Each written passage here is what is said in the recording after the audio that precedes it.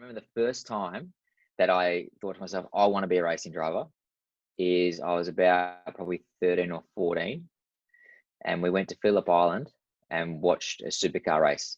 And I remember standing at the top, on top of the pits there. We've been up there quite a few times, and watching a start, and all the cars are bouncing off the limiter.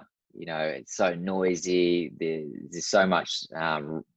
It's so raw, that sound, and you know the light goes out. They take off down the straight, and I remember turning to Dad, and we just had like a grin from ear to ear. Like, this is what we want to do. Like, it was like a light bulb moment. Like, yep, it's always sort of been in our blood a little bit. But Dad was doing some karting himself prior to me being old enough to go karting, and he was doing it out at Whittlesea kart track, which is like, I'm not sure if you know it, but it was a really tiny kart track. It was like 15 or 16 seconds a lap. I'm not even joking. So yeah, Dad was just doing club day stuff, really. He did a little bit of other stuff, nothing too serious.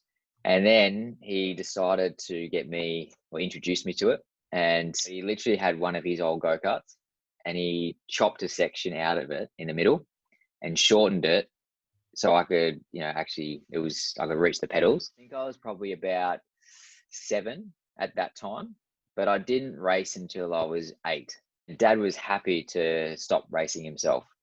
So he never really thought of himself as a racing driver or anything like that. He loves tinkering on it, you know, preparing the go-kart or the car, like that process. So he was happy to step aside. And then as soon as he did, and there was a bit of focus on my racing, I just went so much better. Like, I'm not going to say that I went and won everything, but my results improved heaps straight away. So there's certainly a lot of work from him back in the day to get me up to speed. And I suppose it's like anything though, you know, like whether you're going into a new career or you're studying to be a lawyer or whatever it is, you've got to learn the fundamentals to start with and actually understand why you do this or that. So that was the driving academy, so to speak. And as soon as I was old enough to get my CAMS license, which was 16, then I jumped into Formula Ford. So we just thought, well, we've spent, you know, almost 10 years or 8 years in go-karts now. There's probably not a huge amount more we can learn on a go-kart front. You know, we've got goals a little bit beyond that. So why keep spending money on just, you know, basically grabbing trophies?